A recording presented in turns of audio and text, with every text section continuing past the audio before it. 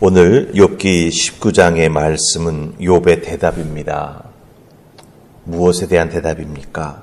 바로 욥을 책망했던 빌닷의 말에 대해서 욥이 대답을 하고 있습니다. 이 욥기 19장의 말씀 우리가 20절까지 읽었습니다마는 마지막 29절까지의 말씀도 함께 이렇게 쭉 연결해서 보자면 참 욥의 안타까운 마음이 그대로 드러나지요. 제가 말씀 준비를 위해서 이 말씀을 반복해 읽으면서 제가 깊이 욥과 공감하면서 느꼈던 것이 있습니다. 그게 뭐냐 하면 지금 욥의 마음은 누구 나 좀 도와주세요. 거기 누구나 도와줄 사람 없나요? 이렇게 외치고 있다라고 하는 거예요. 이런 표현은 하나도 나오고 있지 않지만 욥의 입에서 나와 고백되고 있는 욥의 속마음, 그가 느끼는 감정, 그가 놓여져 있는 세상 속에서 내가 어떤 위치에 있구나라고 하는 것이 사실은 이 19장 오늘 말씀 속에 그대로 그것이 표현되어 있거든요. 그게 다 욥의 입에서 나온 말입니다. 그것을 가만히 곱씹어 보면 이렇게 말하는 거죠. 누구 나 좀 도와주시오. 거기 나 좀 도와줄 사람 없습니까? 이렇게 외치고 있다라고 하는 거예요. 그런데 욥에게 도움을 주겠다라고 말하는 친구들의 대답들, 특별히 앞에 바로 빌닷의 이야기가 나왔으니 빌닷은 욥에 대해서 이런 마음을 느끼지 못하는 거죠. 그러면서 여러 가지로 욥의 마음을 아프게 했다라고 하는 거예요. 거기에 대해서 욥이 대답합니다. 우리 3절 말씀 보십시다. 여기에 욥의 마음이 그대로 녹여져 있습니다. 우리 3절 같이 읽습니다. 자, 시작. 너희가 10번이나 나를 학대하고도 부끄러워 아니하는구나. 아멘. 자, 잘 보세요. 욥을 도와주겠다고 찾아온 친구들입니다. 그런데 그 친구들의 도움이 진짜 도움이 되지를 못합니다. 욥은 오히려 친구들이 자기 자신을 학대했다고 느끼고 있습니다.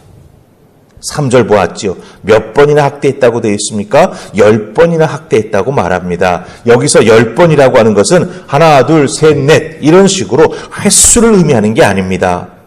10번이라고 하는 것은 충분히 아주 많이 이런 뜻으로 사용이 되고 있습니다. 그러니까 욥에게 대해서 조언해주고 충고해준다라고 했던 그 친구들의 말이 욥을 충분히 학대했다라고 하는 뜻입니다. 이 학대하다 이 말은 물론 욥의 친구들이 문자적 의미로 욥을 학대했다라고 하는 그런 의미는 아닙니다. 그런데 여기서의 학대했다라고 하는 의미의 히브리 단어는 타클리문이라고 하는 단어입니다. 타클리문이. 그 뜻이 뭔지 아십니까? 창피를 주다. 굴욕감을 느끼게 하다. 이런 뜻이에요. 그러니까 친구들이 욥을 바라다 보는데 욥이 지금 고난 중에 있지 않습니까? 그것을 욥의 결과물로 보는 거죠. 무엇의 결과물.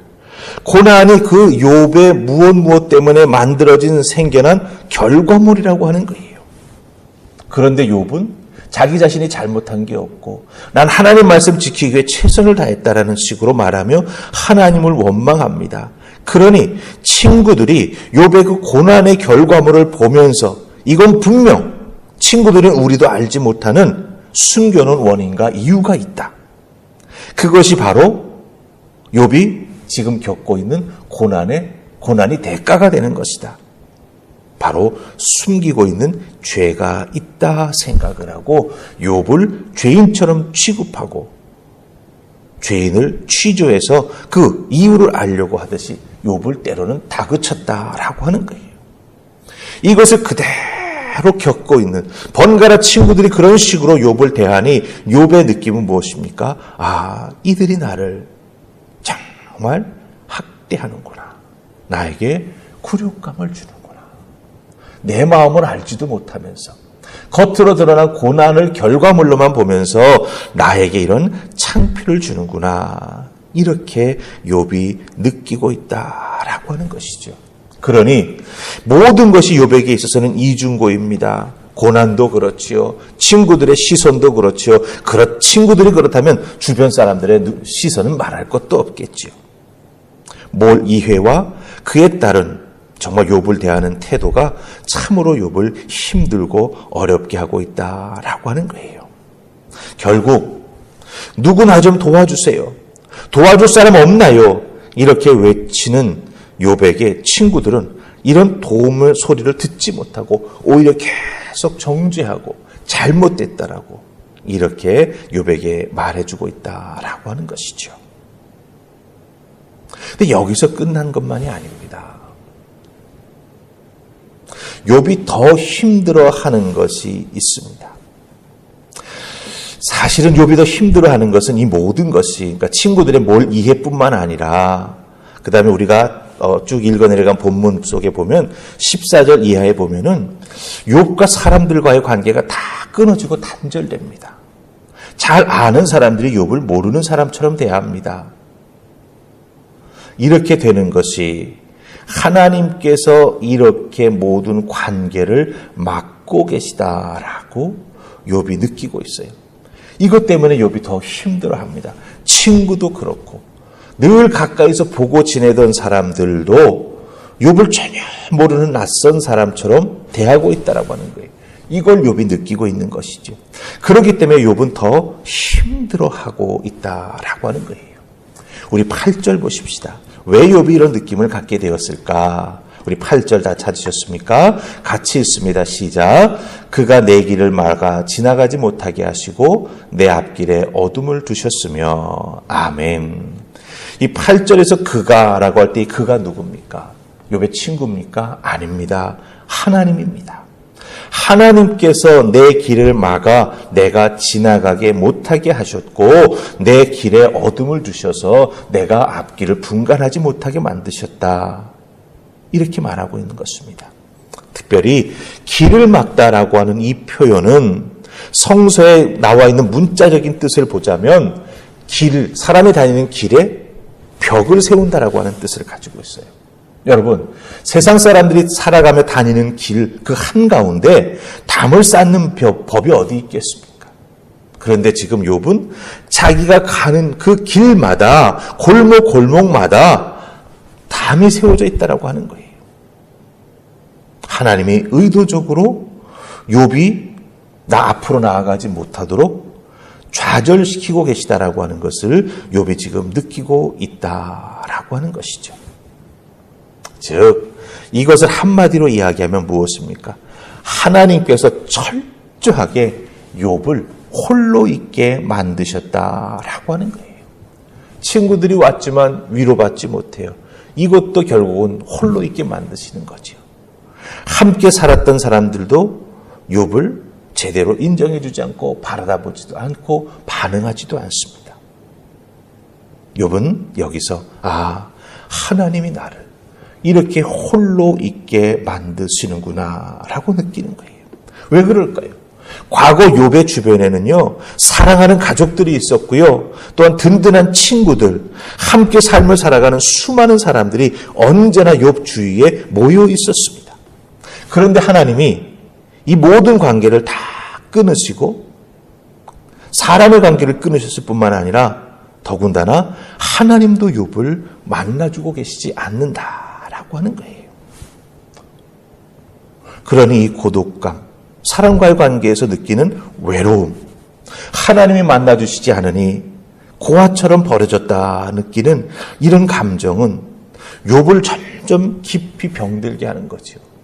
사람을 점점 더 병들게 하는 이런 감정과 느낌이 이런 사람으로과의 관계에서 느끼는 고독감과 외로움, 하나님 관계에서 느끼는 내가 고아처럼 하나님에게서 버려졌구나. 이런 것들은 우리의 영혼을 깊이 병들게 합니다. 그런데 제가 오늘 이 말씀을 깊이 반복해서 읽으면서 참 은혜 받은 게 있어요. 보통 이렇게 사람들과의 관계에서 고독감을 느끼고 상처를 받아 외로움을 느끼고 또한 믿는 하나님으로부터 내가 고아처럼 버려졌구나라고 하는 이런 신앙적인 절망감을 느끼게 되면 보통 사람들은 깊은 병이 들면서 관계를 다 끊고 자기가 자기 스스로에게 함몰합니다. 그래가지고 말도 하지 아니하고 속이 병들게 되는 거죠. 그런데 제가 왜 오늘 말씀 속에서 은혜를 받았다라고 말하냐 하면 욥은요, 친구들의 학대, 또 하나님이 길을 막으시고 관계를 끊게 하셔도 알던 사람들이 욥을 다 낯선 사람처럼 여기고 행동해도 욥은요, 계속해서 자기의 생각을, 자기의 그 느낌을, 그 고독감과 의심과 하나님에 대한 회의까지도 자기의 입으로 말하고 있다라고 하는 거예요. 친구들이 말해도 야, 나 아무 말 하지 않을 거야. 입 딱 다무는 게 아니에요.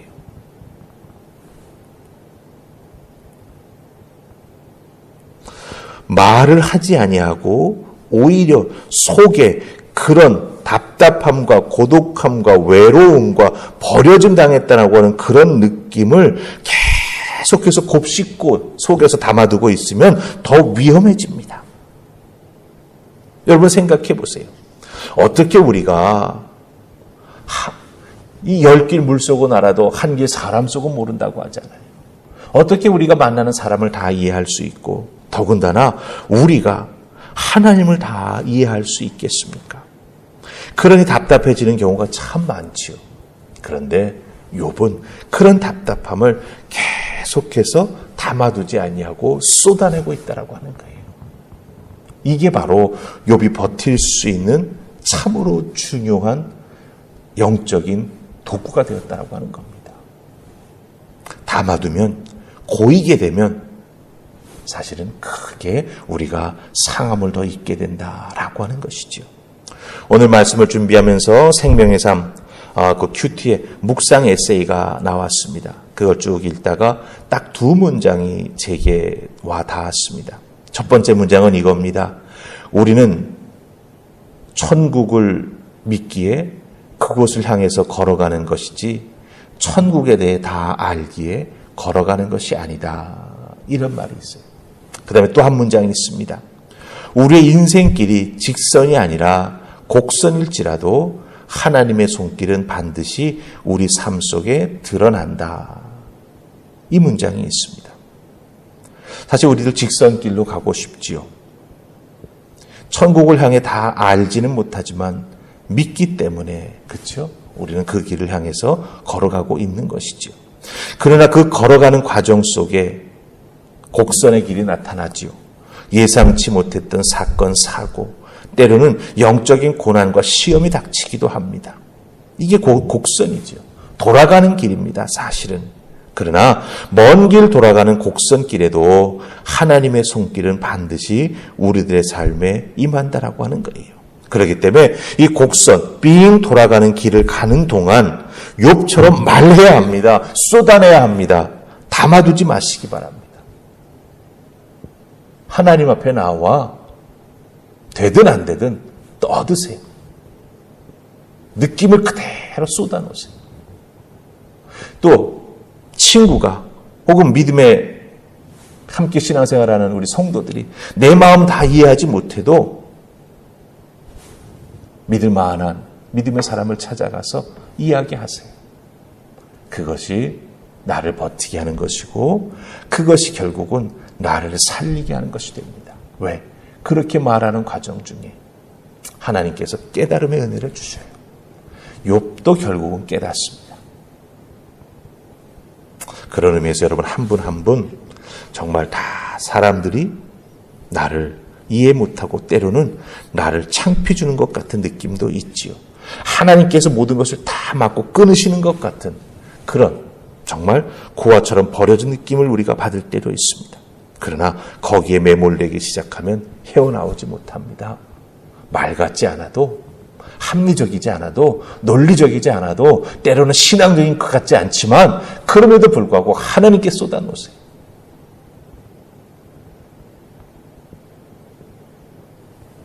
그럴 때 하나님께서 들으시고 여러분이 그 고백하는 것, 그 답답해하는 것 다 기억하십니다.